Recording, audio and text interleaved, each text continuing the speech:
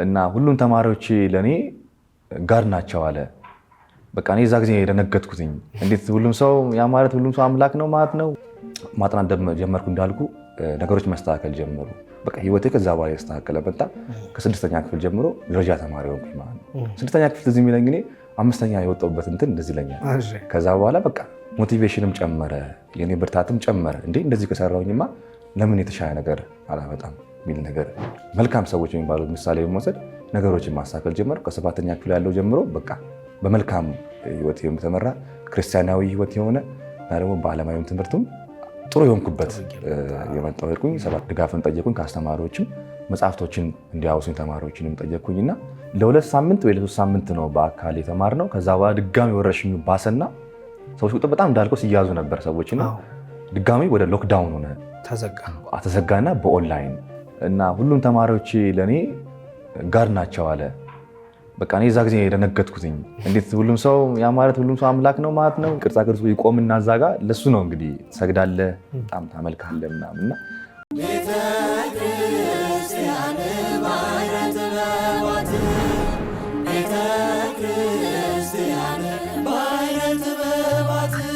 ሰላም ጤና ይስጥልን ክቡራን ተመልካቾቻችን እንደምን ከርማችኋል?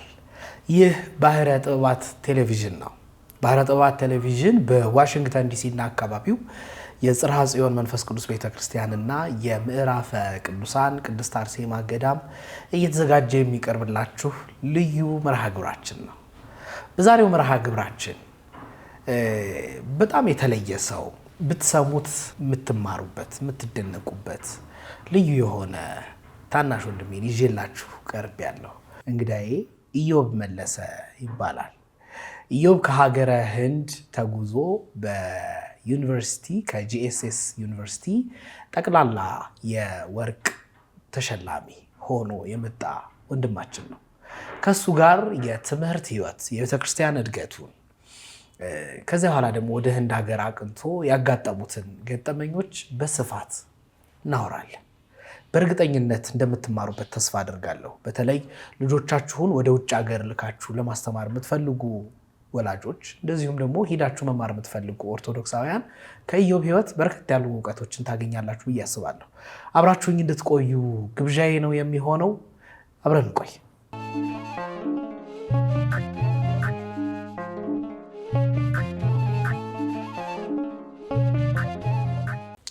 ኢዮብ እንኳን ደህና መጣ። እንኳን ደህና ቆያችሁ። እንደምን አለ? እግዚአብሔር ይመስገን። ሁሉ ሰላም? ሁሉ ሰላም፣ እግዚአብሔር ይመስገን።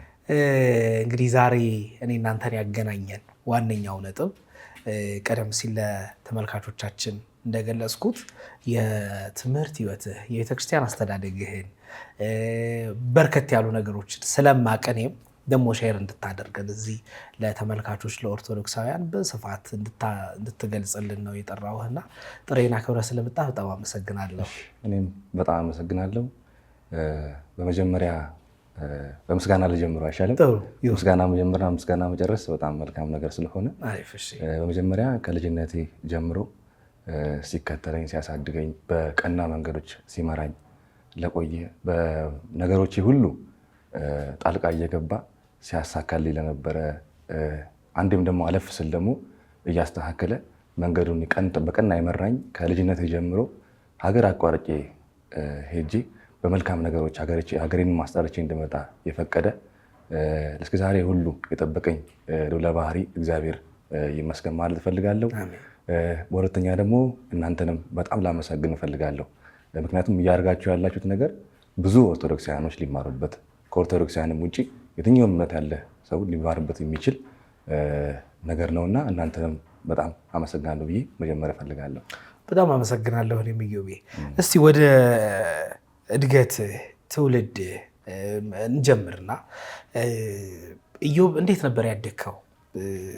እኔ በጥቂቱ ስለማቅ ስለ ትምህርት ስለ ልጅነት ጊዜ እንጀምር ከሱ። እንግዲህ ገልጸኸዋል። ራሴን ማስታወቅ አይጠበቅብኝም። ኢዮብ መለሰ እባላለሁ። እድገቴ እዚሁ አዲስ አበባ 6 ኪሎ አካባቢ ከተፈሪ መኮንን ኮሌጅ ጀርባ ሴንትራል ሰፈር በሚባል መንደር ውስጥ ነው ያደግኩትኝ። በአንድ ትንሽ ጎጆ ውስጥ ነው ያደግኩትኝ። ቤተሰቦችም አሉኝ። ከእናቴ ጋር ከቤተሰቦቼ ጋር ነው ያደግኩትኝ እና ከኦልሞስት አይ ቲንክ ስድስተኛ ክፍል ድረስ ምናምን ኦልሞስት እዛው ነበር የኖርኩትኝ። ከዛ በኋላ ወደ ሰንበት ትምህርት ቤት ገብቼ መከታተል ጀመርኩኝ። ምስጋና ለእናቴ ሆነና እሷ ነች በቃ አስገብታኝ ያልኩትኝ። ከስድስተኛ ክፍል ጀምሮ ባለው በሙሉ ህይወቴ የክርስትናም ህይወትም ወይም ደግሞ ኦርቶዶክሳዊ ህይወት በሚባል መንገድ ነው የቀጠልኩት ማለት ነው። ከዛ በኋላ እንግዲህ እንዳልከው ወደ ውጭ ሄድኩኝ፣ ተመለስኩኝ፣ ያው መጣሁ። እንግዲህ አሁን ደግሞ ልማትም አለና ተቀይሬ አሁን በልማት ምክንያት ያ 6 ኪሎ የነበረው ቤት ፈርሶ አሁን እንጦጦ እገኛለሁ ማለት ነው። በጣም ጥሩ ነው። ይሄ የልጅነት ጊዜህን ለምን እንድታነሳ አሰብኩኝ። የግሬድ ተማሪ ነበርክና የግሬድ ተማሪ በነበርክበት ሰዓት እንዴት ነበረ ያጠናን ህይወት? ከዛ በኋላ ከቤተክርስቲያን ደግሞ ተምሮ ማስተማር ሰንበት ትምህርት ቤትም ስለማወቅ እና እዛም ስትገባ ስታጠና የነበረበት ሂደት የሁላችንም ይለያይ ስለነበረ እንዴት ነበር ያ ጊዜ የልጅነት ጊዜ ከትምህርት ጋር ከቤተክርስቲያን አገልግሎት ጋር የነበረ ነገር? እስቲ ስለሱ ነገር። ኦነስቲ ነው ማውራት ያለብን ብዬ ነው የማስበው። የነበረው አስተዳደጌ ለመናገር በተለይ ልጅ እያለሁ እንደ ሁሉም አብዛኛው እንደሚባለው ልጆች አስተዳደግ ነው። አጠፋ ነበረ፣ ትንሽ አጥፊ ነበርኩ። ያው የምናገረው ብዙዎች እንዲማሩበት ቢኮዝ በነገር ሁሉ እንዳልኩ ቅድም እግዚአብሔር ገብቶ ሲያስተካክል ነበርና የሚያስተካክለው የሚለወጥም እግዚአብሔር ነው። በሚለወጥበት ምክንያት ነው ብዬ ነው የማወራው እና በልጅነቴ ትንሽ አጥፊ ከመባል እንትን ነበርኩኝ። ነገሮችን በቀላሉ ልጅ እያለን ብዙ ማለት አስተውሎት የለንም እና ደግሞ እንትናችንም አነስ ያለ ነው እና አጥፊ ነበርኩኝ። በሰፈር ውስጥ ትንሽ አስቸጋሪ ከመባል ልጅ ነበር መደብ ነበረው። አዎ። እና ብዙ ጊዜ እናቴ እግዚአብሔርን ትለምናለች፣ በቃ ልጅን አስተካክልልኝ ብላ ብዙ ጊዜ ትለምናለች። ብዙ ጊዜ ያለው ቤተክርስቲያንም እሄዳለሁ እንትን አይደለም እና እንዳልኩ ነው። በትምህርቴም ትንሽ ደከም ያልኩ ነበርኩ እስከ 6ኛ ክፍል ባለው ማለት ነው። ደከም ያልኩ ስለ ያው የልጅነት እንትን ነው። ከዛ በኋላ ነው እንግዲህ የሚቀየረውና ትንሽ ደከም ያልኩ ነበርኩ። ብዙ ጥናት ላይ እንደዚህ አልነበርኩኝ። ትንሽ ጨዋታ የሚያታለኛል ነገርና እንደዛ ነበርኩኝ። ከዛ የተለወጠው እንግዲህ የምሬን ነው የምልህ የተለወጠው 6ኛ ክፍል ቅድም እንዳልኩ ነው። 6ኛ ክፍል ጀምሮ ያለው ህይወቴ ነው የተለወጠው። እንዴት ብትለኝ እናቴ እግዚአብሔር እንደምትለምነው በቃ ልጄን አንተ አስተካክልልኝ ብላ ወደ ምስኪያዙና መድኃኔዓለም ገዳም ሽሮ ሜዳ አካባቢ ወዳለው ሰንበት ትምህርት ቤት አስገባች ማለት ነው። እንግዲህ ቅዳሜና እሁድ ነበር መማር የነበረውና የተከታተለች ቅዳሜና እሁድ ሁልጊዜ ትከታተለኛለች፣ ሁልጊዜ እማራለሁ እዛ ማለት ነው። ከዛ በኋላ ነው እንግዲህ ነገሮች የተለወጡ የመጡት። አንዱ ነገር በዚህ እንትን ማስተዋል የሚፈልገው ነገር ከምንም ነገር በላይ ከእውቀት በላይ የሰው ልጅ መጀመሪያው ገንቢ ብዬ የማስበው ስነ ምግባር ነው። የሰው ልጅ ዲሲፕሊን ይገባል። ዲሲፕሊን ከሌለ እውቀቱ የሆነ ሰዓት ላይ እንትን ማቱ አይቀርም። በሱ ፎሎ መደረግ አለበት ብዬ ነው የማስበው እና የመጀመሪያ ያስተዳደግ ምንድነው ስነ ምግባር ነው። ከስነ ምግባር የተነሳችው እናቴ እንግዲህ አልኩኝ ሰራችብኝ ማለት ይችላል። እናቴ የሰራችው ስራ ማለት እችላለሁ። ሰንበት ትምህርት የገባው እንደምታውቀው አንተ መምህሬ ነህና ሰንበት ትምህርት ያለውን አስተዳደግ ታውቀዋለህ። በጣም መልካም የሚባል ለልጆች በጣም አናጺ በቃ የምትታነጽበት ቦታ ነው። ትንሽዬዋ ቤተክርስቲያን እንደምንለው ማለት ነው እና እዛ ገባሁኝ። ነገሮችን ማስተካከል ጀመርኩ። እንግዲህ ከዛ በኋላ ነገሮች እንዳልኩ ነገሮች መስተካከል ጀመሩ። እኔም በባህሪዬ ምስጉን እየሆንኩ ወይም ደግሞ የተሻሻልኩ መጣሁ ማለት ነው። በስነ ምግባሬ የተሻለ ሰው ሁኜ እንትን ማለት ጀመርኩኝ። ከዛ በኋላ እሱ ምን መራኝ? ዓላማ ያለው ሰው መሆንን መራኝ። ማለት ሰው ልጅ ሊኖር የሚገባው እዚህ ምድር ላይ በዓላማ ነው። የሆነ ነገር አሳክቶ እንትን ሊል ይገባል ብዬ ማመን ጀመርኩ። ከዛ ቤት እንዳልኩ የልጅነት ባህሪም ነበረ። እኔም ብዙ አንድ እንትን ላይ ሁኜ ዲሲፕሊን የምሰራበት ነገር አልነበረም። ከዛ በኋላ ዲሲፕሊን መስራት ጀመርኩኝ። እግዚአብሔርም ጎበኘኝ ማለት እችላለሁ። ከ6ኛ ክፍል ጀምሮ ያለው መንገድ በሰንበትም ትምህርት ቤት ብለው በቤተክርስቲያን እድገቴ ክርስቲያናዊ እድገቴ ወተኛ ደግሞ በዓለማዊ ትምህርት ብለው በሁለቱም መልካም የተስተካከለ መጣ ማለት ነው። ከዛ በኋላ ነው እንግዲህ አሁን የኔ ህይወት እየጀመረ የመጣው። ከዛ በኋላ በጣም ማንበብ ጀመርኩኝ፣ ማጥናት ጀመርኩኝ። ጊዜ ደግሞ አሻማም የሰንበት ትምህርት ቤት ደግሞ በጣም ምንም የሚሻማ ነገር የለውም። ቅዳሜና እሁድ ብቻ ነው የነበረው። ቅዳሜ ከሰዓት በኋላ 7 ሰዓት እስከ 10 ሰዓት ነው። እሁድ ደግሞ ጠዋት ቅዳሴ በኋላ 3 ሰዓት እስከ 6 ሰዓት ነውና እሱን ነበር ስከታተል ነበረ። ከዛ በኋላ ማጥናት ጀመርኩ። እንዳልኩ ነገሮች መስተካከል ጀመሩ። በቃ ህይወቴ ከዛ በኋላ የተስተካከለ መጣ። ከ6ኛ ክፍል ጀምሮ ደረጃ ተማሪ ሆንኩኝ ማለት ነው። 6ኛ ክፍል እዚህ የሚለኝ እኔ 5ኛ የወጣሁበት እንትን እንደዚህ ይለኛል። ከዛ በኋላ በቃ ሞቲቬሽንም ጨመረ፣ የኔ ብርታትም ጨመረ። እንዴ እንደዚህ ከሰራሁኝማ ለምን የተሻለ ነገር አላመጣም የሚል ነገር ሰፈር ውስጥም ያሉ ሰዎችን ምሳሌ በመውሰድ መልካም ሰዎች የሚባሉት ምሳሌ በመውሰድ ነገሮችን ማስተካከል ጀመር። ከ7ኛ ክፍል ያለው ጀምሮ በቃ በመልካም ህይወት የተመራ ክርስቲያናዊ ህይወት የሆነ እና ደግሞ በዓለማዊ ትምህርቱም ጥሩ የሆንኩበት የመጣው ሄድኩኝ። 7ኛ ክፍል እንትን አልኩኝ። ከ6 የተማርኩትኝ አፄ ናውድ ትምህርት ቤት ነው። 7ና 8ም እዛው ጨምሮ ከዛ ከ9ና 10 ደግሞ በለዘለቀ ደጃዝማች በለዘለቀ 6 ኪሎ አካባቢ የተማርኩትኝ። ከዛ ደግሞ 11ኛ ክፍል ስገባ ወደ ሚኒሊክ ዳግማዊ ሚኒሊክ 4 ኪሎ ወዳለው ወደዛ ጀመርኩኝ። ከዛ ደግሞ እንዳልኩ መልካም ሰራ ወይም ደግሞ ጥሩ ነገር የተሻሻልኩ በመጣሁበት ጊዜ አንድ መምህር ቲቸር አያሌው የሚባሉ መምህር ነበሩ። በጣም እሳቸውንም ላመሰግናቸው ይፈልጋለሁ። አሁን አብረውኝ ያሉት እስካሁንም እና እስከዛሬ ሲከታተሉኝ ነበርና እሳቸውንም በጣም ላመሰግን እፈልጋለሁ። በእሳቸው ምክንያት በማትስ አስተማሪያችን ነበሩ፣ ማቴማቲክስ አስተማሪያችን ነበሩ።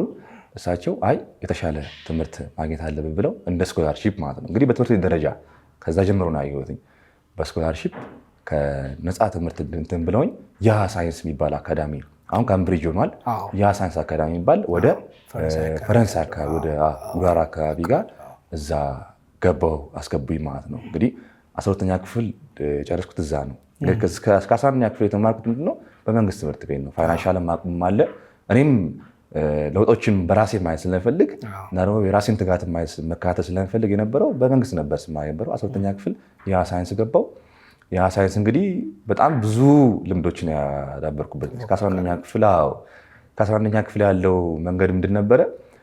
ብዙውን ጊዜ አንድ አይነት ወይ ነው የሚሆነው። የመንግስት ስትማር አንድ አይነት ወይ ነው፣ የተለየ ነገር አታይም። ሴም ማህበረሰብ ነው የምታየው፣ ወይም ደግሞ ሴም የሚማሩ እንትኖች ነው የምታየው። እዛ ግን የተለየ ነገር ነው። ደህና መክፈል የሚችሉ ሰዎች ያሉበት ነው። በትምህርታቸውም ጎበዝ የሆኑ ልጆች ያሉበት ነው እና ወደዛ ብዙ ነገሮችን አስተካከልኩኝ። እንግዲህ በጣም መልካም በሆነ ውጤት 12ኛ ክፍልም እዛው ተፈተንኩኝ። መልካም በሆነ ውጤት ወደ ጎንደር ዩኒቨርሲቲ አመራው ማለት ነው። እንግዲህ ጎንደር ዩኒቨርሲቲ አመራውኝ። ምርጫ የነበረው ጎንደር ዩኒቨርሲቲ ነው። ጤና መማር ስለፈልግ ብዙ ሰዎችን ደግሞ እንትን ስልም እኔም ካይቼ ሰርች ባረኳቸው ነገሮች ወደ ጎንደር ዩኒቨርሲቲ ጤና ሕክምና ወይም ደግሞ ሕክምና ለመማር ወደዛ ነው እንግዲህ ምርጫ ያደረኩትኝ። ወደ ጎንደር ዩኒቨርሲቲ ሄድኩኝ። ያው በዚህ ላይን ላይ ኮቪድ-19 የሚባለው የነበረው ወረርሽኝ የነበረው ታይም ነበርና ኦልሞስት 6 ወር ነው እዛ የጨረስኩትኝ። የመጀመሪያው ሴሚስተር ማለት ነው።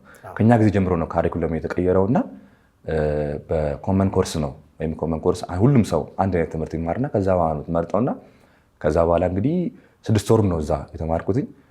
የኮቪድም እንትኑ ወረርሽኙ ሲበዛ እና ደግሞ እኛም ማለት ሴሚስተሩ ሳያልቅ እኛም እንትን ተባለና እንግዲህ ወደ ቤት ነው የተመለስ ነው። ከዛ ፊት 6 ወር የተማርኩ ጊዜ መልካም እንዳሁኑ በጣም የምጥርበት ጊዜ የነበረው። ቦታውም ጥሩ ነው። እኔም በጣም ስሰራ ነበርና በመልካም ውጤት ነው እንትን ያልኩትኝ። ከዛ በኋላ እሱም እንግዲህ አለቀ። ከዛ በኋላ ፊልድ መረጣት ጀመረ። እንግዲህ ወደ 4 ፊልድ ምናምን ነበረ ምርጫ የነበረው። አይ ቲንክ ፋርማሲ፣ ዴንታል ሜዲሲን፣ ቬተርነሪ ሜዲሲን እና አንድ ትምህርት ነበረ። እነዚህ 4 ነበሩ። እነዚህ 4 ትምህርቶች ነበሩና ምርጫ ተጀመረ። እኔ እውነት ለመናገር ልማር ማሰብ የነበረው ሕክምና ነበረ። ዶክተር ሜዲሲን ልማር ፈልግ ነበርና ሜዲካል ዶክተር እሱን ልማር ፈልግ ነበርና እሱን ነው እንግዲህ ምርጫ አድርጌ ጀመርኩት። ከነዚህ ውስጥ ካለፍክ ግዴታ ለቀጣዩ ሴሚስተር ትሄድና እነዚህ ሌላ አዘረል ሳይንስ የሚባሉት እነሱ ጋር ነው የምትማረው። መጀመሪያው ምርጫ ላይ ገባሁኝ። ጥሩ ውጤት ነበር። 3.8 እና ነገር ነበረኝ እኔ በጎንደር ዩኒቨርሲቲ ማለት ነው። ከዛ በኋላ እንግዲህ መረጥን። ምርጫ እንደዚህ 30% ምናምን ተብሎ ሲኦሲም ነበረ። እዛ 5% ደግሞ የማትሪክ ሪዛልትም ነበረ እንትንም ነበረና የውጤትም ማለት ነው ጂፒኤም እሱም ነበረ እንትን ተባለ። ከዛ በኋላ እንግዲህ ከዶክተር ሜዲሲን አልደረሰኝም ነበረ። ከዛ በኋላ እንዳልኩ ነው እኔ ምርጫ የነበረው ልማር የምፈልገው ነገር እሱን ነበርና ከዛ በኋላ በጣም በአይምሮም ተጎድቼ ነበር ወይ ለመናገር። እናቴም ከምትጠብቀኝ ደረጃ ያህል እሷም እሱን ነበር የምትጠብቀው። የኔ ዝንባሌ ትረዳለች እሷ በሱ ነበር ነው እንጂ እሷ ምንም ኢንፍሉዌንስ እያደረገችኝ አልነበረም። እሱ ነበረ። ከዛ በኋላ እንግዲህ ጉዳት ጀመረ ማለት እኔም ትንሽ አይምሮዬም ተነካ። ለምንድን ነው እንትን ያላልኩት ምናምን ብዬ በነበረ ሁኔታ ማለት ነው። ከዛ በኋላ እንግዲህ ሀሳብ የነበረው ወደ ውጭ ሄዶ የመማር ሀሳብ ነው የነበረው። ከዛ በኋላ አንተም መቀጠል ትችላለህ። ወደ ውጭ ሄዶ የመማር ሀሳብ ነው የነበረው። እንግዲህ አንድ በዛ ጊዜ በህንድ ዩኒቨርሲቲ የሚቀበሉ እንትኖች ነው። በህንድ ሀገር መሰረቱን ያደረገ ስተዲ ኢን ኢንዲያ የሚባል ስኮላርሺፕ ነበረ። በብዙ ኮሌጆች ተሰራጭቶ ነበረ። እኔ ደግሞ ከአዲስ አበባ ሳይንስ ላመሰግን እወዳለሁ። አሁንም እሱን ማቴዎስ የሚባል ጓደኛ የነበረኝ ከአዲስ አበባ ሳይንስ ነበር የተቀበለው የነበረው። እሱን የላከልኝ ያን አፕሊኬሽን ፎርም እንድሞላ አደረገኝ። ከዛ በኋላ ሳይ ብዙ ሰዎችን በጎንደር ዩኒቨርሲቲ ያሉ ሰዎች ሲሞሉት አይቻለሁ። እሱን ስኮላርሺፕ ሞላው። እንግዲህ በቃ ከዚህ በኋላ ያለውን መንገድ እንግዲህ የተሻለ ነገር ለማግኘት ወደ ውጭ ማምራት ነው እንትን ያልኩትኝ። ከዛ በኋላ እሱን ስኮላርሺፕ ሞላውትኝ። እንግዲህ ኮቪድ እንደምታውቀው ኦልሞስት አይ ቲንክ 4 ወይ 5 ወር ካለ ትምህርት ነበር የቆየ ነው ወደ ቤት ተመልሰ ማለት ነው። በዛ መካከል ሞላውኝ እንትኑን ስኮላርሺፑን ሞላውኝ። ከዛ በኋላ ስኮላርሺፑን ሞላውኝ። ምንድን ነው የነበረው ቀጣይ ስቴፑ? ፈተና ነበረ። የራሱ የህንድ ሀገር ያዘጋጀው ኤስኤቲ የሚባል ስኮላስቲክ አፕቲቲዩድ የሚባል ፈተና ነበረ። ሂሳብና እንግሊዝኛ እንትን ያለገ ማለት ነው። እሱን ፈተና ነበረ ቀጣይ የምንወስደው። ከሬጅስትሬሽን በኋላ ያለን ትራንስክሪፕት ምናምን ያሉ ውጤትን ያሉ እንዳልኩ ደግሞ እኔ ደህና ውጤት ነበረኝ። ከ6ኛ ክፍል ጀምሮ መልካም በሚባል ኦልሞስት በአንደኝነት ነው የጨረስኩትኝ ሁሉንም ማለት ትቻለው። ደህናም ውጤት ነበረኝ። አቨሬጅም እስከ 90 ምናምን ነበርና መልካም ነበረ። ኤስኤቲን ወሰድኩኝ። እሱንም በመልካም ውጤት በጥሩ ውጤት ጨረስኩኝ ማለት ነው። ፈተናው ጨረስኩኝ። ከዛ በኋላ ምንድን ነው የሆነው? ሊስት ማውጣት ጀመሩ። ሜሪት ሊስት የሚባል ወይም ደግሞ የተሻለ ውጤት ያላቸው ሰዎች መውሰድ ጀመሩ ማለት ነው። ከዛ በኋላ አሳወቁን። አንደኛው እኔ እንደሆንኩኝ አሳወቁኝና እንግዲህ ፉሊ ፈንድድ በሆነ ስኮላርሺፕ ወደ ህንድ ሀገር አመራሁ ማለት ነው። እሱ ነው ያለው። በጣም ጥሩ። ወደ ህንድ ሀገር እንሂድ። ህንድ ገባህ እንግዲህ ከሀገር ወጣህ እና ከሀገር ከወጣህ በኋላ ያጋጠሙ ነገሮች አሉ። በራሱ የማታውቀው ሀገር መሄድ ሌላ ጭንቀት ነው። ከዛ ያደግክበት ህይወት አለ፣ የኖርክበት አለ። ከዛ ደግሞ ማንም ከጎንህ የለም። ከኮሚዩኒቲም ኢትዮጵያውያን ብዙ የሉም እና እስኪ ወደ ህንድ ከገባህባት ሰዓት ጀምሮ ደግሞ የነበረውን ሁኔታ እናውራ። በጣም ብዙ መንገድም ስለተጓዝክ ከመንገዱን ጀምር። እንዳልከው ነው እንግዲህ እዚህ የነበረው ነገር ማለት እኔ ሀሳቤን ሊያስቀይረኝ ችሏል። ግን ስቲል ሳይኮሎጂካሊ ሬዲ አልነበርኩኝም። ማለት ሜንታሊ ፌስ ለማድረግ ሬዲ አልነበርኩኝም ለመናገር። ምክንያቱም ያለው ነገር ነው የገፋኝና ግን ለመልካም ሆነልኝ እግዚአብሔር ይመስገን የገፋኝና ብዙ ሬዲ አልነበርኩኝም። በቃ ነገሮችን ማስተካከል ስለፈለግኩኝ ያን አማራጭ ነው ወሰድኩትኝ። እንዳልከው ወደዛ ወጣሁኝ። እንግዲህ በጣም ማለት ስሜታዊ እንዳልሆን በጣም ይቅርታ። በቃ እኔ የመጀመሪያው ፍላይት ላይ ነው እኔ ነገሬ የጀመረው ማለት ድንጋጤ በቃ ጀመረኝ ማለት ትችላለህ። ምክንያቱም እኔ እንዳልኩ ጎንደር ዩኒቨርሲቲ ውጭ ሌላ ከ6 ኪሎ እንኳን 6 ኪሎ አካባቢ ነው ብያለሁ እና ከዛ ውጭ ወጥቼ ምን አላውቅም እና ትንሽ ቸግሮኝ ነበር፣ ለመቀበልም ቸግሮኝ ነበረ። ስወጣ ነው እንግዲህ በጣም ይሄ ድንጋጤ ጀምረው እንዳልኩ በወጣውኝ የመጀመሪያው እንትን ሆነ። ከዛ በኋላ ቀድመን ለመናገር ኦንላይን ላይ ጀምረን ነበር ትምህርት። እኔ ግን የኔትወርክ አክሰስ ስላልነበረኝ ኮቪድ ታይም ላይ ደግሞ ኦንላይን ነበር የምትማረው እና ኔትወርክ አክሰስ ስላልነበረኝ ምንድነው ሳደርግ የነበረው የእነሱን ስላይዶች ፒፒቲዎች ወይ ደግሞ ፒዲኤፋቸውን እነሱን ነበር ሳነብ የነበረው እና ትንሽ ወደኋላ ቀርቻለሁ ለመናገር። በዚህ ወደኋላም ቀርቻለሁኝ። የመጀመሪያው እንግዲህ አጋማሽ ፈተና ልንፈተን ስንል ነው አሁን ከዚህ ወጣሁት ማለት ነው። ሌሎቹ ህንድ ውስጥ የነበሩት አብዛኞቹ ሲማሩ ነበር። ከሌላ አፍሪካም የሀገር የመጡ ነበሩና እነሱም በኦንላይን ሲማሩ ነበር። እኔ ግን እንዳልኩ አክሰሱ በደንብ አልነበረኝ፣ ኔትወርኩ ትንሽ እንትን አልነበረም እና ፒዲኤፍ ሳነበር የነበረው ትንሽ ትምህርቱም ደግሞ እንደሚታወቀው ጫና አለው፣ ትንሽ የነሱ ትምህርት ጫና አለው። ገባሁኝ እንግዲህ ወደ ህንድ ገባሁኝ። ተቀበሉኝ፣ ያለው ኮሌጅ ተቀበሉኝ። በመልካም ሁኔታ ነበር የተቀበሉኝ እና ከዛ በኋላ እንግዲህ የጀመረው የዛ ጊዜ ሎክዳውን ምናምን ስለነበረ ኮቪድ ታይም ስለነበረ የራሳችንን ገስት ሃውስ ሰጡን። ከሆስቴል ራሱ አልቀላቀሉንም። ኢንተርናሽናል ስቱደንት ተብሎ አንድ ገስት ሃውስ ነበረ። እዛ ገስት ሃውስ ውስጥ አስገቡን ጀመረ ማለት ነው። እዛ ምግብ ከነሱ የምንጠቀመው ወደ ሆስቴላቸው እየሄድን ወይም ደግሞ ወደ ምግብ መመገቢያ ክፍል እየገባን እዛ ነበር የምንጠቀመው የነበረው። ከዛ በኋላ ምንድነው እንግዲህ እንዳልኩ በመጣው ኦልሞስት በአንድ ዊክ ውስጥ ፈተና ነበረን። እንግዲህ የኔ ፈተና የሚጀምረው ከዚህ ነው ማለት ነው። እንግዲህ አሁን ቀላል አልነበረም። ይሁን እንዳልኩ ነው ፈተናው ጀመረ ማለት ትንሽ ጫና አለው እንዳልኩ ፈተናው ጫና አለው። ጤና የምትማረው በጣም ከበድ ይላል። አዎ።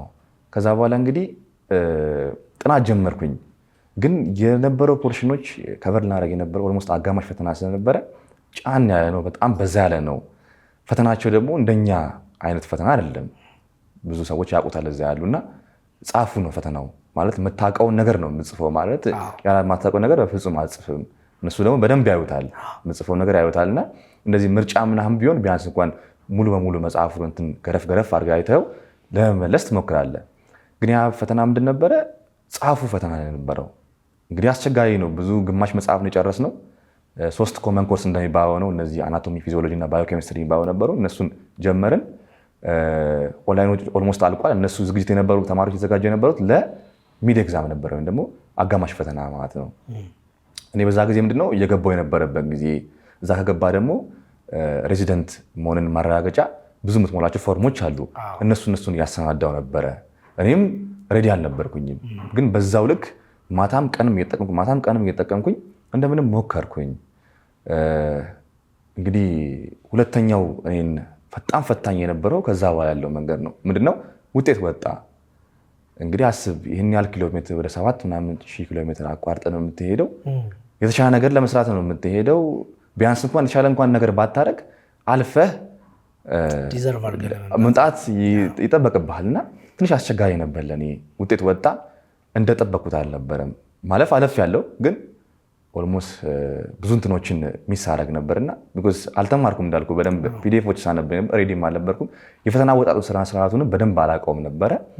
ውጤት ወጣ፣ ትንሽ አስቸጋሪ ነበር ለእኔ የዛ ጊዜ። ሁለተኛ ነገር ደግሞ ምንድነው በእነሱ ፈተና እንደኛ እንደምንለው ቲዮሪ ብቻ አልነበረም፣ ፕራክቲካልም አለ። ለምሳሌ አናቶሚ ከሆነ በካዳቨሮች ሪል የሆነውን አናቶሚ ትማራለህ።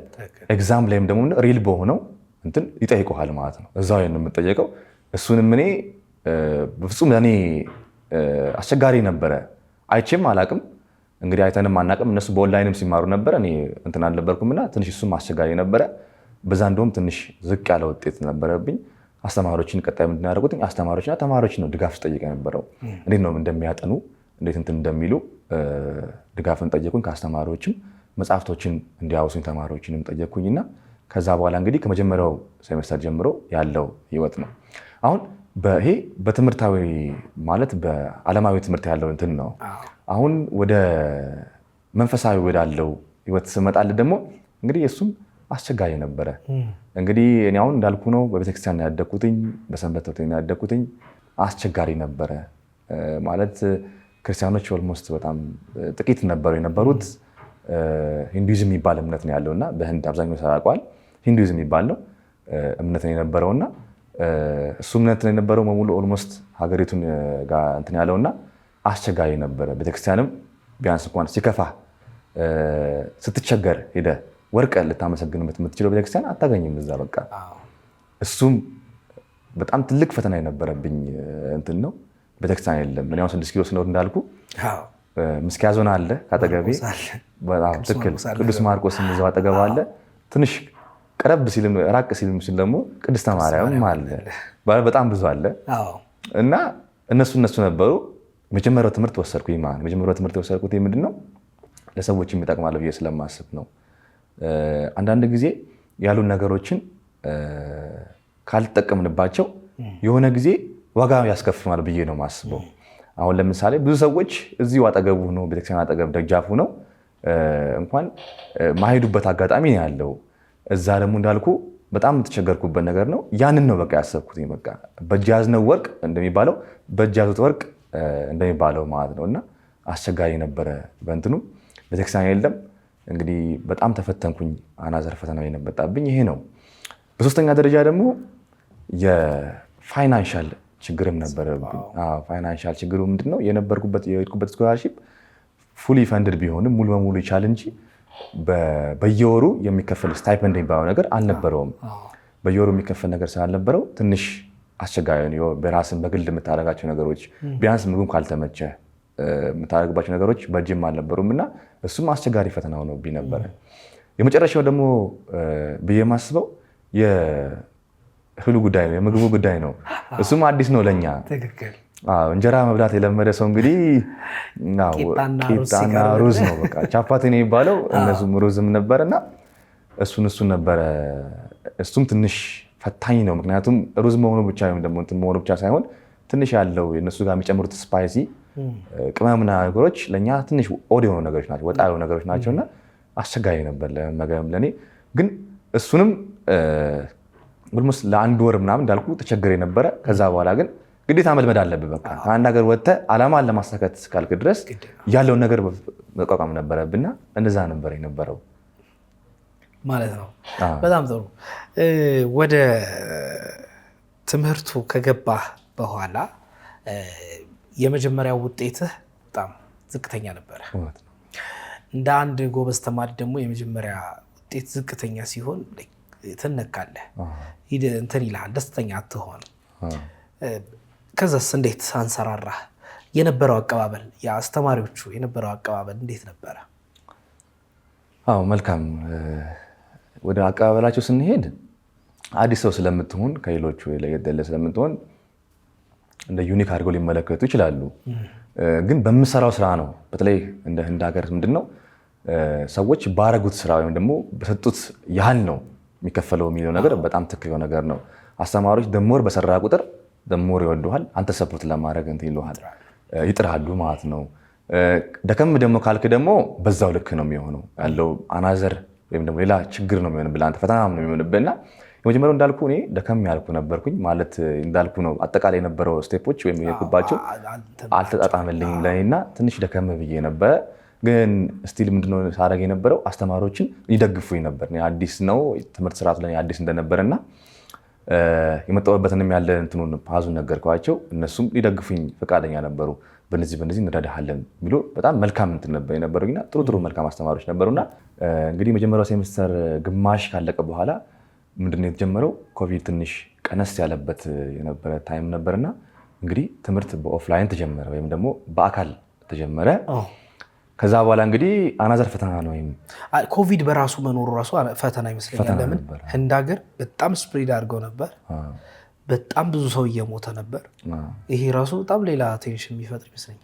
በዚሁ ልጨምርልህና እንግዲህ ከሄድኩኝ አይ ቲንክ ከግማሹ ከጀመረ ግማሽ ሴሚስተር ኤግዛሙ በኋላ እንዳልኩ በኦፍላይን ነበረ በአካል ነበር ስንማር የነበረውና እንግዲህ ለ2 ሳምንት ወይ ለ3 ሳምንት ነው በአካል የተማርነው። ከዛ በኋላ ድጋሚ ወረርሽኙ ባሰና ሰዎች ቁጥር በጣም እንዳልከው ሲያዙ ነበር ሰዎችና ድጋሚ ወደ ሎክዳውን ሆነ፣ ተዘጋና በኦንላይን ሆነ ማለት ነው።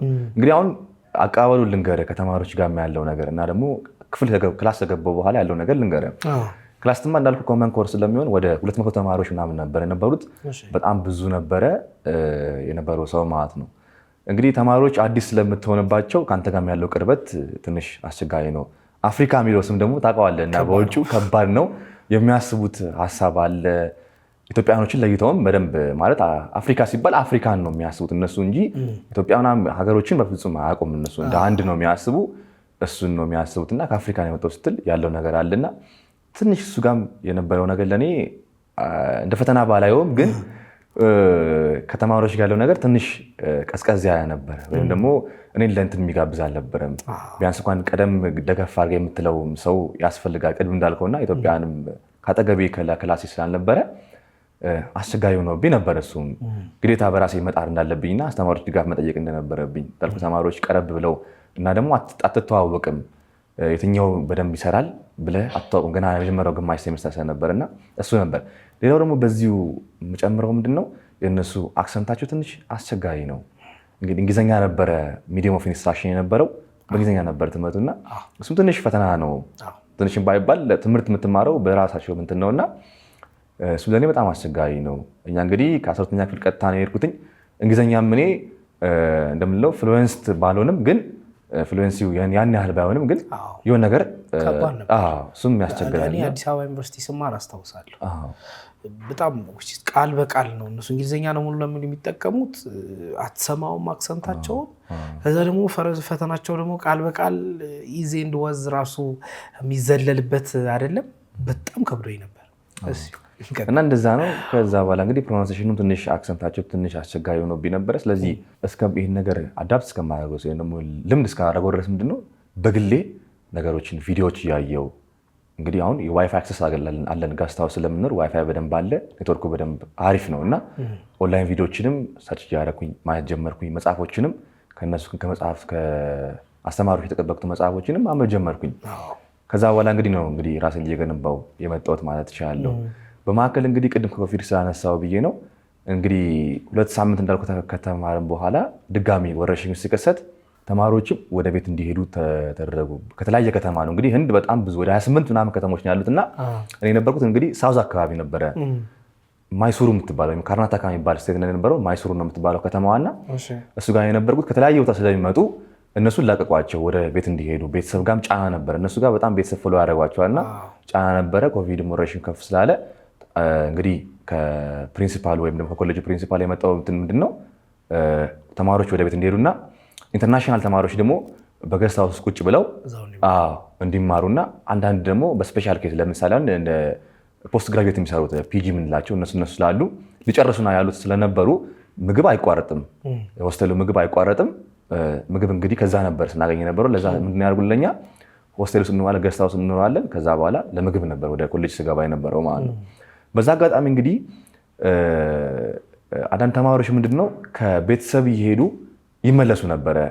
በማዕከል እየተመለሱ ነበረ ማለት ኮሌጁ ክፍት ነው፣ ያው አስገድዶ ሂዱ ማለት አይችልምና እየሄዱ ከቤተሰብ ይመለሱ ነበረ። በዛ ጊዜ ምንድነው ይህንን ወረርሽኙ ይዘው ሲመጡ ነበረ ማለት ነው። ከኢንቫይሮንመንቱ ጋርም ስለነበሩ ኤቭሪዌር ነበረ ያ ወረርሽኝ የነበረው። ከዛ በኋላ እንግዲህ እኔ እንግዲህ ከገስት ሃውሱ እስከ ኮሌጁ ያለው ኦልሞስት ከ1 ኪሎ ሜትር ምናምን ይሆናል። ትንሽ ራቅ ይላል ማለት ነው። በጀርባ ደግሞ በር አለው። በሱ ጀርባ በር ደግሞ አይፈቀድም ነበርና በዋናው በር ነበረ ሜን ኢንትራንስ ጌት ነበር ስገባ የነበረው። ወደ ምሳ ክፍሉም ለመግባት እሱን ገብተህ ነው እንትን የምትለው። ምን ጠቀም ነበረ? ሳይክል ጠቀም ነበረ። ከኮሌጁ ፊት ለፊት በር ላይ ሳይክሎች አሉ ወደ ውስጥ የሚያስገቡ ወደ ምሳ ክፍሉ የሚያስገቡ ማለት ነው። እንግዲህ ተማሪዎች እነሱ ሲጠቀሙባቸው የነበረውና የነበረ ስለነበረ እንግዲህ ያን ስጠቀም ነበረ። እኔም ስገባ ነበረ የሆነ ሰዓት ላይ ምንድነው እኔንም አገኘኝ ማለት ነው። ወረርሽኙ አገኘኝ ማለት ነው። ኮቪድ ተይዤ ነበር ማለት ነው። እንዴት ነው ላውቅ የቻልኩት? እንዴት ነው የሆነ ሰዓት ላይ በየኮሌጁ እየሄዱ የቀሩትን ተማሪዎችን ሲመረምሩ ነበረ።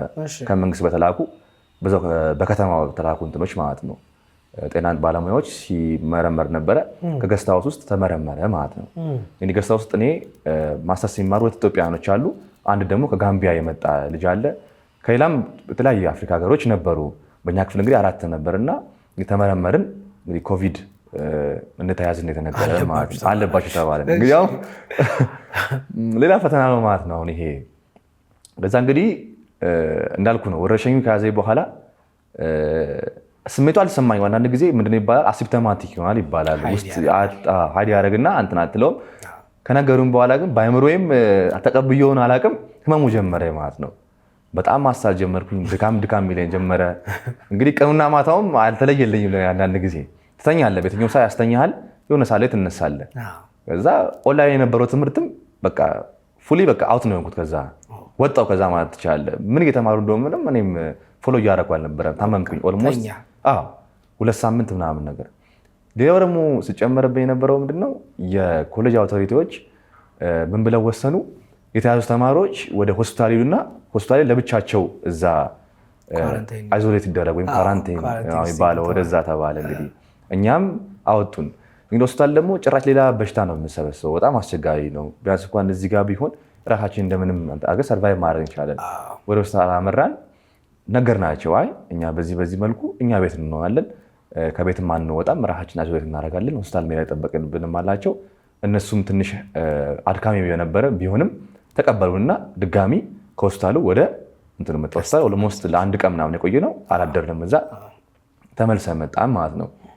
እዛ በኋላ ግን ምንድን ነው ትንሽ አውቶሪቲዎችም እንዳልኩ የፕሪንሲፓል ኢንክሉዲንግ ፕሪንሲፓል ላይ የነበሩት ከዛ በኋላ እኛ ያላቸው አመለካከት ትንሽ እንግዲህ እንትን እያለ መጣ። ተይዘዋል፣ ሌሎች እንዳይዙ የሚባል ነገር። ለዛ ምንድነው በጣም ተገለልን፣ ከሰዎችም ተገለልን። እንግዲህ ሴኩሪቲዎችም ነበሩ ታች ጥበቃዎች ማለት ነው።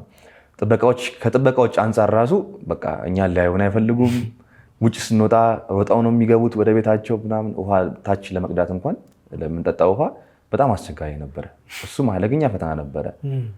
ይባስ ብሎ ደግሞ ምግብ ራሱ ተከለከልን ማለት ነው። እንግዲህ አንድ ቀን ምግብ አመጡልን ስናየው ምክንያቱም ትንሽ ቀዝቀዝ ነው። ከዛ ከሆስቴሉ ከምክሳ ክፍሉ እኛ ጋር እስከሚመጡት ይቀዘቅዛል ምግቡም እና ደግሞ እንዳልኩ ነው ምግቡም ገና በደንብ አልለመድነውም። በቃ እኛ ምግብ አያስፈልገንም ማለት ምግብ እንግዲህ ተከለከልን። እንግዲህ 2 ሳምንት ነው። በ2 ሳምንት ያህል እኔ በጣም ታምሜያለሁ፣ ጓደኞችም እንደዛው ማለት ነው። ከዛ ምንድነው የሚቻለው በእነሱ ሀገር ሎክዳውን በነበረ ጊዜ ምንድነው በሌሊት እየወጣ የምትበላው ወይም ደግሞ የሚያስፈልግ ነገር ትገዛለህ ማለት ነው። አራታችንም አንዳችን እየወጣን እየገዛን ለቀኑ ሙሉ የሚሆነን እንደዛ እያደረግን እንግዲህ 2 ሳምንት ሆነ ማለት ነው። አሁን እንግዲህ አልኩ ጤና ይቀድማል። ትምህርቱን ኦልሞስት ትቼዋለሁ ማለት ትችላለህ። ኦንላይን ነበረ፣ እኔ ፎሎም እያደረኩም አልነበረም። ኤግዛም እንዳለቀ ነበርና ከዛ በኋላ በእንደዚህ ሁኔታ ጨረስኩኝ ማለት ነው። እንግዲህ አሁን ቀጣዩ ምዕራፍ ምንድን ነበረ? በደንብ ደግሞ ቀዘቀዘ። አሁን እንግዲህ ደግሞ አሁን ወደ ምንድን ነው በአካል ትምህርት ተባለ፣ ኦፍላይን ተባለ ማለት ነው። 2 ሳምንቱም እንደምንም ደክሜ ነበረ። ከዛ በኋላ እንዳልኩ ያለው ነገርም እንግዲህ ድጋሚ በአካል ተጀመረ። ከዛ በኋላ ነገሮችን ማጣጣም ጀመርኩ ማለት ነው። ማለት ነገሮችን አዳፕት ማድረግ ጀመርኩኝ። እንዳልኩ ቅድም የነበርኩ ላይ ነበረ በራሴ መጽሐፎችን ማንበብ፣ ቪዲዮዎችን ሰርች እያደረጉ በደንብ ማየት እና ራሴን ማስተማር የጀመርኩበት ጊዜ ነበረ። አስተማሪዎችም ሰፖርት እያደረጉ ነበርና ኔክስት ታይም ያለው ጀምሮ ምንድነው እንዳልኩ ነው በጥረት የተሞላ ነበር ማለት ትችላለህ። ከዛ በኋላ የትምህርቱንም እንትን መርዳት ቻልኩኝ ማለት አንደርስታንድ ማድረግ ቻልኩኝ። በደንብ እየለመድኩት መጣሁ። ምግቡም ይለመዳል። ስቲል ችግሮች ቢኖሩም ኢንክሉዲንግ ፋይናንሻል ችግሮች ቢኖሩም እንደምንም ራስን ማኔጅ አድርገህ እንትን ማለት ጀመርኩኝ ማለት ነው። እንደዛ ነበረ። በጣም ጥሩ። ኢዮቤ በባህር ማዶ አቋርጣ ስትሄድ ትምህርት ብቻ አልነበረም ስታከናውን የነበረው፣ ሌሎች ተግባራቶችን ማከናውናል። ለምሳሌ ህንድኛ ችልሃል። እስቲ ስለ ክንውኖች፣ እዚህ ጋር ደግሞ የተሰበሰቡ በርከት ያሉ ሜዳሊያዎች አሉ። የትምህርት ብቻ አይደለም። እስቲ ስለ ክንውኖቹም ደግሞ እናውራ። ስለዚህ እንዳልኩ ነው እንግዲህ ውጭ ያሉት ተማሩት ያውቁታል፣ የተማሩም ያሉት ያውቁታል። እና እንደኛ ሀገር አይደለም ትምህርት ብቻ አይደለም የምትማረው፣ ብዙ ነገር ነው የምትገነባው። አክቲቪቲዎች አሉ፣ ኤክስትራ ካሪኩላር አክቲቪቲ የሚባሉ አሉ፣ ስፖርቶች አሉ። ለምሳሌ አሁን በየአመቱ አንድ ጊዜ አክቲቪቲዎች አሉ፣ እነዚህ ካልቸራል እና ስፖርት ፌስቲቫል የምንላቸው። በእነሱ ታይም ላይ ኦልሞስት ለ2 ሳምንት ነው ይዘጋና ትምህርቱን ትታየው የሚሰራው የነበረው እነዚህን ስራዎች ነበር ማለት ነው። በትምህርት ብቻም አይደለም በሌላውም ጥሩ አይነት ልትልበት ይገባልና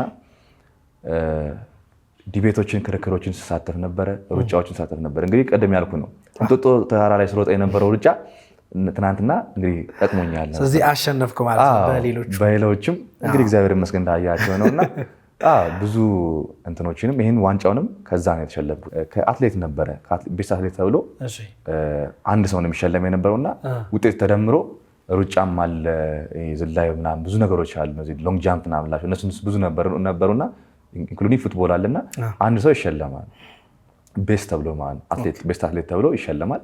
እሱን ነው እንግዲህ በዓመት ያገኘሁት። ከዛ ፊት በነበረው ይሄን ያገኘሁት መቼ ነው? በ3ኛ ዓመቴ ነው። በመጀመሪያና በ2ኛ ዓመቴ ሌሎች አፍሪካን ሀገሮች ስለነበሩ የተሻሉ ነበሩ።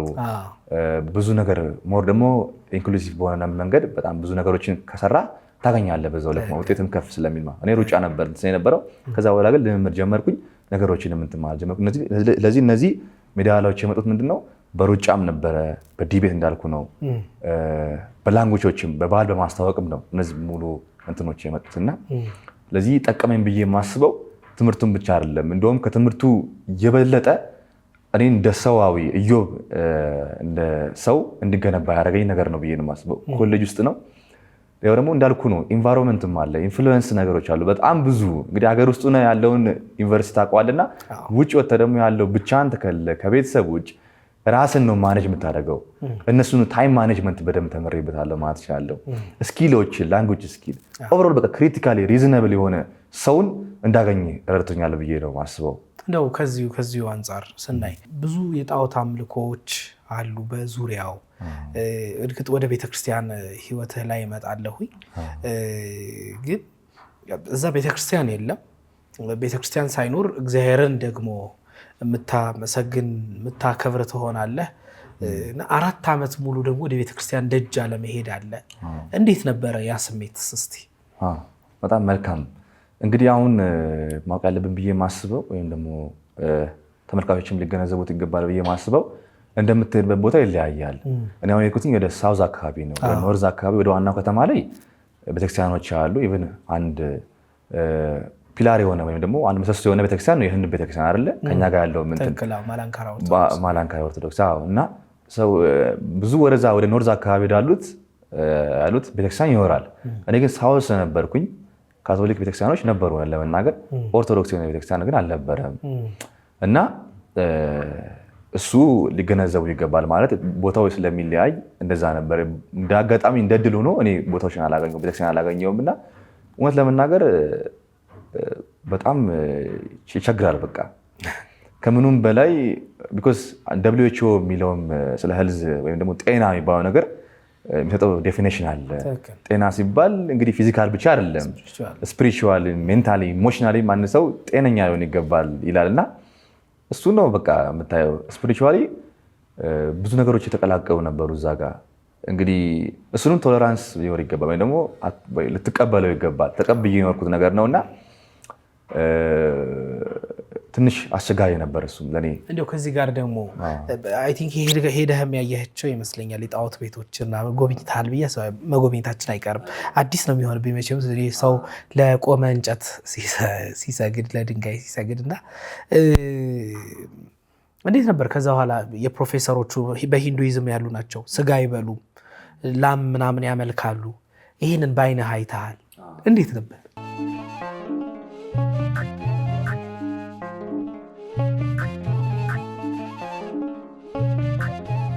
ጠንከር የሚለው ደግሞ ፕሮፌሰሮቹ በጣም ብሪሊየንት የተባሉት በዚሁ አምልኮ ውስጥ ናቸው። ተጨማሪ ደግሞ አንተ አምላክ ነህ የሚል ደግሞ አይዲዮሎጂ ያላቸው። እሱ ነገር እንዴት ነበር? አልገጠመህም? እነሱ የሚያስቡት እያንዳንዱ ሰው አምላክ ነው ብለው የሚያስቡት እና የሆነ ጊዜ አንድ ፕሮፌሰር ሲያወራ ሰማሁትኝ። ከራሳችን ዲፓርትመንት የነበረ ፕሮፌሰር ነው እና ሁሉም ተማሪዎች ለእኔ ጋር ናቸው አለ። በቃ እኔ እዛ ጊዜ የደነገጥኩትኝ እንዴት ሁሉም ሰው ያ ማለት ሁሉም ሰው አምላክ ነው ማለት ነው? ሁሉም ሰው በጣም ከባድ የሆነ አይዲዮሎጂ ነው። አንተ አምላክ ነው ብለው ነው የሚያስቡትኝ። ሌላው ደግሞ ቅድም አሁን ለምሳሌ ምንድነው በላም ሲያመልኩ ምንድነው የሚያስቡት? እኛ ስንሞት ነፍሳችን በእንስሳ ተመስሎ ነው የሚመጣው ብሎ ነው የሚያስቡት። በላም ተመስሎ ነው የሚመጣው ብሎ ነው የሚያስቡት። ለዛ ለምሳሌ አሁን ምንም እንስሳ ማጥፋት አትችልም እዛ ጋር ምንም ነገር። ለምሳሌ ግቢ ውስጥም አንዳንድ ጫካ ውስጥ እባብ ታያለ፣ ዝም ብለህ ነው የምትሄደው። እስካሁን እንደዚህ አደጋ ገጥሞኝ አያውቅም፣ ግን እባቦችማ በጣም ብዙ ነገር አለ። እንደዚህ በእነሱ እንትን ምንም አይነት እንስሳ መጥፋት የለበትም፣ ምክንያቱም እኛ በእንስሳ ነው ተመስለ የምንመጣው ብለው ነው የሚያስቡትና እንደዛ ነው። የሂንዱይዝም ራሱ እምነቱ በጣም የተለያየ እንትኖች ናቸው ያሉት። እነዚህ የቆሙ ጣዖት የምላቸው አሉ፣ በጣም ብዙ ናቸው። ሚሊየንስ ልትል ትችላለህ። እንደዛ አይነት ጣዖት አላቸው። እንደዛ ነው እና እንትናቸውንም ቅድም ስላነሳው ብዬ ነው። ቴምፕል ነው የሚባለው በእነሱ የሚያመልኩበት ቦታ ቴምፕል ይባላል። ወደዛም ሄጄ አይቻለሁ። እንግዲህ በጣም አስቸጋሪ ነው። እንትኖች ይቆማሉ፣ የቅርጻ ቅርጹ ይቆምና እዛ ጋር ለሱ ነው እንግዲህ ትሰግዳለህ፣ በጣም ታመልካለህ ምናምን እና ወደ ውስጥ ዲፕሊ ገብቼ እንትን አልፈለኩኝም። እንደውም ጓደኞቼ ጋር አንዳንድ ጊዜ ስንሄድ በዓላት ሲኖሩ ወደ ውስጥ ግባ ይሉኛል። አይ የእናንተን እምነት በጣም አከብራለሁ፣ ሪስፔክት አደርጋለሁ ብዬ አልገባም እንጂ ችግር የለውም ገብተህ ፎቶ ተነሳና ይሉኛል። እንደዛም ድረስ እኔ አልደርስም፣ ግን አይቻለሁ። አንዳንድ ቴምፕሎች የሚባሉት በወርቅ ነው የተለበጡ ምናምን አሉ። በቃ እንግዲህ በጣም ትልቅ ማለና የፈሰባቸው እነሱም አሉ እና እንደዛ ነው። እንትኖችንም ጎብኝቻለሁ፣ ቴምፕሎችንም። ብዙዎቻችን ለምሳሌ አሁን ስናድግ አሁን ክርስቲያን ነኝ። እናቴ ምን ብላ ያሳደገችኝ ክርስቲያን ሆነን እግዚአብሔርን አምላክነት ተቀብለን ነው እንግዲህ የምንኖረው። ግን የሌላውን ሃይማኖት በዛው ልክ አክብሬ ነው እንዳከብር ሁሉም ቤተሰብ ነው ብዬ አስባለሁ። እናቴ ሁሌ ትመክረኛለች የሌላውንም ሃይማኖት አክብሬ ተቻችዬ እንድኖር ነው ብዬ ነው የማስበው። አንዳንድ ሰዎች ላይ ማየው ምንድነው ለምሳሌ አሁን ኦርቶዶክስም ሊሆኑ ይችላሉ፣ ሙስሊሞች ሊሆኑ ይችላሉ። እንደሱ እንትኖች እንደዚህ አይነት ቦታዎች ላይ የሄዱ ትልቅ ችግር የሚገጥማቸው አሉ። የኔን ሃይማኖት ካልተቀበልክልኝ የኔን እምነት ካልተቀበልክልኝ የሚሉ እንትኖች አሉ። እንደሱ መሆን የለበትም ብዬ ነው የማስበው። የትኛውም ቦታ ላይ ስንሄድ የሰውን ባህል አክብረን የሰውን ሃይማኖትም አክብረን ብንችል ማስተማር ጥሩ ነው። የሚቀበለን በጣም እንደዛ ነው መሆንም ያለበት። ኢዮቤ ወደ ዚህኛው ሽልማትህ ልምጣ። እቺ ነገር ወርቅ ናት። ይሄ ምንድን ነው? እስኪ አስረዳኝ። ከምንድን ነው የተሸለምከው? ይሄኛው ሽልማት ይሄ ማለት አጠቃላይ ሴሬሞኒ ነው። የምርቃት ግራጁዌሽን ሴሬሞኒ ነው ያለው። እንግዲህ ከጤና ውስጥ ካለው ወይም ደግሞ አዘል ሳይንስ ወይም ባዮሜዲካል ሳይንስ ከሚባለው አንደኛ ሆኜ ነበር የሸለምኩትኝ። እንግዲህ ከዛ ካልኩ ከትምህርቱ እንትኖች በኋላ ከሴሚስተሮቹ በኋላ በጣም እየተሻልኩኝ እንግዲህ በራሴ በማልጠብቀው እግዚአብሔር ስራውን ሰራበት ብዬ በማስበው መልኩ ብዙ ጎበዝ ተማሪዎች በጣም ብዙ በቃ አይቻልም የሚባሉ ነገሮችን በቃ ይቻላል እንዴ ብዬ እንዳይ ራሱ ያደረገኝ እንትን ይሄ ነው በጣም እና አላወኩም ነበር። እንዳጋጣሚ ሙሉ ተሸላሚ ነበርኩ። የጤናው እንትኑ ሙሉ ተሸላሚ ነበርኩኝ። እንግዲህ እንዳልከው ወርቅ ነው። እዚህ ጋር ማየት ትችላለህ። ባዮሜዲካል ሳይንስ ይላል። እንግዲህ ጎልድ ሜዳል ፎር ኦብቴኒንግ ሃይስት ማርክስ ኢን ቢኤስሲ ባዮሜዲካል ሳይንስ ይላል። ባዮሜዲካል ሳይንስ ማለት ሁሉንም የጨመረ ነው። ላብ ሊጨምር ይችላል፣ ፋርማሲ፣ ብዙ ነገሮችን እንግዲህ አሉ። እነሱን ጨምሮ ነው ከነሱ ነው አንድ እንትን ያልኩትና እችኛዋ ንጹህ ወርቅ ነች። ስለዚህ አዜሆል አሁን ዩኒቨርሲቲው ከነበረው የኮሌጆች ለምሳሌ ማኔጅመንት ሊኖረው ይችላል፣ ኢንጂነሪንግ ምናምን ከነሱ ሁሉ አንደኛ ነው የሸለምኩት። በጣም ጥሩ። እነዚህን እስኪ ያስረዳኝ ሁለቱ ትሮች። እንግዲህ እችኛዋ እንዳልኩ አጠቃላይ የነበረው በጤና አጠቃላይ ነው። ይሄ ደግሞ ምንድነው በእኛ ኮሌጅ ለምሳሌ በየዲፓርትመንቱ ይሸልማሉ። አንዳንድ ሰው በየዲፓርትመንቱ እችኛዋ አንደኛው ነው የምትሸለመው ነው። ቅድም እንዳልኩ ነው። እችኛዋ ደግሞ ዋንጫ የነበረችው በአትሌቲክስ ቅድም ያልኩ ነው። ከስር ያለውስ እችኛዋ ደግሞ ምንድነው ስታጠናቀቅ የሚሰጥ ነው። ሁሉም የሚያጠናቀቀ ሰው ይሰጠዋል። 4 ዓመት ትምህርት የነበረው 4 ዓመት ትምህርቱንም 3 ዓመት ትምህርት አለ። 1 ዓመት ደግሞ ክሊኒካል ኢንተርንሺፕ ባሉት ነው አታችመንት የምታይበት። እሱን ስትጨርስ እና ፈተናዎችን ካለፍክ አጠቃላይ ከጨራረስክ ይሰጣል። ይሄ ለሱ ነው ሰርቲፊኬት ዲግሪ እንደማለት ነው። በጣም ጥሩ ኢዮቤ። እስኪ ወደ ኢትዮጵያ መጣ ህንድ ሀገር ያው አምላክ ነህ ካሉህ እንግዲህ ሙሴን እንዳለው እግዚአብሔር አምላክ አድርጌ ሾምሃለሁ ስላለው አንተ ደግሞ እንደ ኦርቶዶክስ አምላክ ሆነህ መጥተሃል ብዬ አምናለሁ እና እግዚአብሔር ያከብርሃል። አምላክነት በጸጋ የሚገኝ ስለሆነ እግዚአብሔር የሚሰጠው ጸጋም ስለሆነ እና እዛ ብዙ ዓመት አሸንፈህ መጣህ ወደዚህ እና ኢትዮጵያ ከመጣህ በኋላ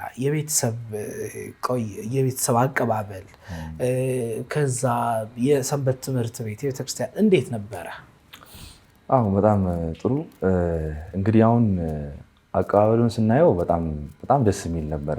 እንግዲህ ቤተሰቦቼም ማለት ይችላሉ፣ ሰንበት ትምህርት ቤት ማለት ይችላሉ፣ በዙሪያ የነበረው ጓደኞቼም ሁሉም ሰው በጣም ጥሩ አቀባበል ያደረገልኝ። ኢቭን አሁን ለምሳሌ እነዚህ ሲሸለምበት ጊዜ ራሱ ኦንላይን ነበረ ሲካቶ የነበረው። በኦንላይን በሚዲያቸው ይተላለፋል። ትልቅ ኮሌጅ ስለሆነ በሚዲያቸው ይተላለፍ ነበርና በዛ ጊዜ እንኳን ኢቭን ኮመንት ቦክስ ውስጥ እየገቡ በጣም ኮንግራጁሌሽን እዮባ ኢትዮጵያን አስጠርታ ምናምን ኩራት ሆናል የሚሉ በጣም ብዙ ኮመንቶች ነበሩ። ኢቭን አንዳንድ ማያቆኙ ሰዎችም በኢሜይል የሚመጡ ሰዎችም ነበሩ። ኢንክሉዲንግ ከኤምባሲም ብዙ እንትኖች አሶሴሽኖች ነበሩና እነሱ ጋር እንኳን ደስ አለ መልእክቶችን ተቀብያለሁ። በጣም ደስ የሚለው እዚህ ከመጣሁ በኋላ ደግሞ ምንድነው ቤተሰቦቼ በጣም ደስ ብሏቸዋል። በተለይ እናቴ ልነግር አልችልም፣ በጣም ደስ ብሏታል። በቃ እያለችኝ ያለችው ምንድነው በቃ ያሳለፍነውን መከራ በዚህ ከሳኛል ብላ ነው የምታስበውና እናቴ በጣም ደስ ብሏታል። ከዙሪያ የነበሩ ሰንበት ትምህርት በጣም በቃ ደስ ብሏቸዋል ማለት ያለው እንዳልኩ ነው። በዙሪያ የነበሩ ጓደኞችም ደስ ብሏቸዋል። ከዛ በኋላ እንግዲህ ያለው ከመጣው በኋላ ያው በጤና ስለሆነ ጤና ሚኒስቴር ጋር ሄድኩኝ።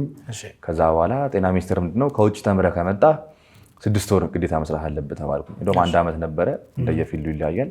6 ወር ሰርተህ ፈተና ደግሞ አላቸው፣ ሲኦሲ የሚባል ኤግዛም አላቸው፣ እሱን ትወስዳለህ አሉኝ። እኔ ችግርም አልነበረብኝም። ትንሽ ግን ካሪኩለሙ እንዳልኩት የተለያየ ስለሆነ ትንሽ ማንበብም ይጠይቃል። እንግዲህ ኦልሞስት 6 ወር ምናምን እየሆነ ነው። ፈተናውንም ወስጃለሁ። እንግዲህ እግዚአብሔር ይመስገን ፈተናውንም አልፌያለሁ፣ በጥሩ ውጤት አልፌያለሁ። እሱንም እንግዲህ ሙያ ፍቃዴን ወስጃለሁ ማለት እችላለሁ ማለት ነው። ይሄ ከመጣ በኋላ ወደ ህንድ ሀገር የመቅረቱ ነገር ወደ ሀገር ስትመጣ ብዙ ነገሮች ይዘህ ትመጣለህ ብዬ አስባለሁ። ፕላን የምታደርገው ነገር አለ። ግን ይሄ ሽልማቶቹም ወርልድ ዋይድ ነው የሚሆነው እና እዛ ለማስቀረት ምናምን የተሞከረ ነገር የለም? እስኪ ንገረኝ።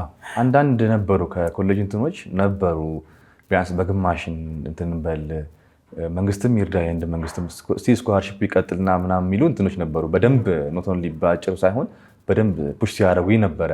ግን እንዳልኩ እኔ ሀሳብ የነበረው ምንድነው እችን 4 ዓመት ጨርሼ ከዛ በኋላ በዛው በራሱ ፊልድ በጣም ጥሩ ፊልድ ነው፣ ቴክኖሎጂ አድቫንስ ያደርግ ስለሚሄድ በራሴ የምሰራበት ኢቭን ማስተርሴን መቀጠል እፈልግ ነበረ።